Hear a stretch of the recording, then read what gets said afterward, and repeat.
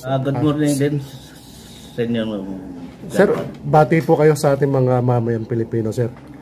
Binabati ko ang mga kababayan kong mga, lalo na sa mga malalayong lugar, ng magandang umaga sa inyong lahat. Po sa mga PBBM supporters po na nanonood po ngayon sa atin. Sir, ano po yung mission and vision ng ang ating advokasya ay oportunidad sa pangkabuhayan at trabaho. Yes, sir. Edukasyon, ngayon hindi pa nga tayo nakaupo, mayroon na tayong mga housing program, may mga pabahay na tayo na nabigay sa Cavite, mga 4,000 ng ating beneficiaries, mayroon din tayong mga scholar na higit din 4,000 at may mga programa tayo ng mga ang nakatiwangwang na lupain ng gobyerno ay atin po yan na taniman ng high value crops at mga katulad ng mga for food security, katulad ng mga bungang kahoy, mga rambutan, mga bungang kahoy, sir. Bungang kahoy po. Ayan, may tanong po rin yung ating BBM supporters. Ask po, Congressman, ano po daw yung magagawa nyo sa Congress? O ano innovative ways? Yan, atin yung ang magagawa natin tungkol sa mga pangkabuhayan talaga. Yan ang ating advokasya. Tapos yung edukasyon at katulad kanina nabanggit ko yung mga pagtanim sa mga nakatiwangwang na lupa ng ating gawin. Taniman natin ng high value crops for food security. Ang mga magsasaka natin, sa kanila yan at atin silang suportahan sa pamagitan ng pagbigay ng libreng binhi at fertilizer at machineries. Sa katunayan, mayroon na tayo niyan sa mga kooperatiba sa Tarlac. Nabigyan na natin sila ng mga, pati sa Region 8, nabigyan na natin sila ng mga abono at punla. At sa CAR, nabigyan natin sila ng machineries. BBM Pilipinas yan, na nilapit natin sa Department of Agriculture. Sir, is this the first time na tumakbo kayo as a party list? Opo, ngayon lang po. So, first nominee po kayo? Second nominee ako, yung Bagong Pilipinas. Ito yan, yung programa ng ating Pangulo ito kasi ito yung Bagong Pilipinas at nagpasalamat naman ako sa out of 31 million na supporters na bumoto sa ating tumulong sumuporta sa ating Pangulo. Isa tayong sa napili na maging nominado ng Bagong Pilipinas Party List. Opo. Sir, how about the senior citizen? Ano po bang programa na sa ngayon?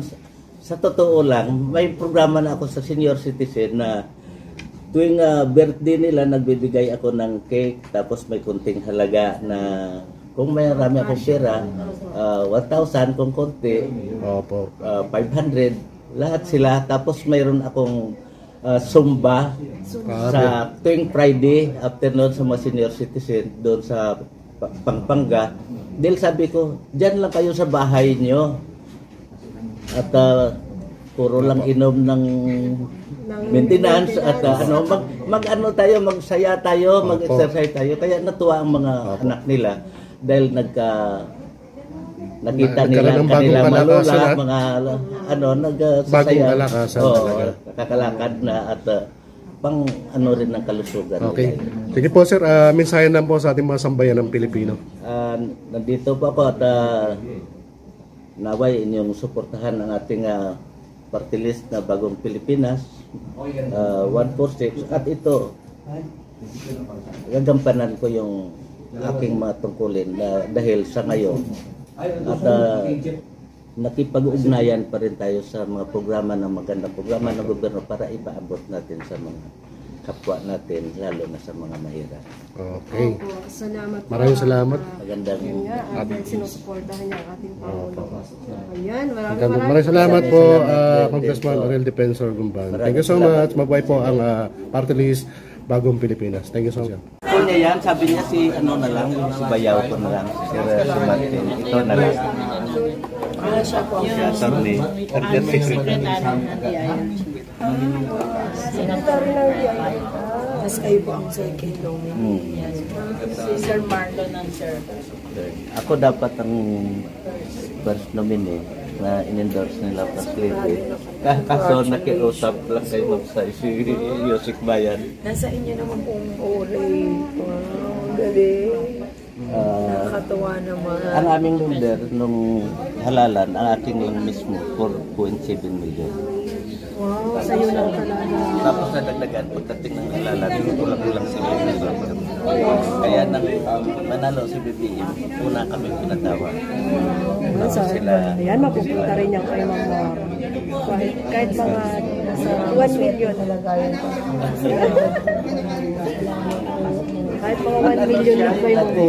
Kasama ng Pilipino Vice President siya na Maria.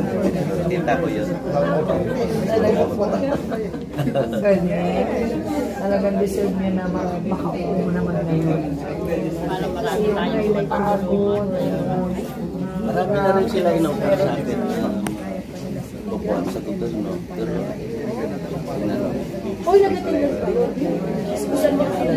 So, siya po si Congressman Gumbano, second nominee ng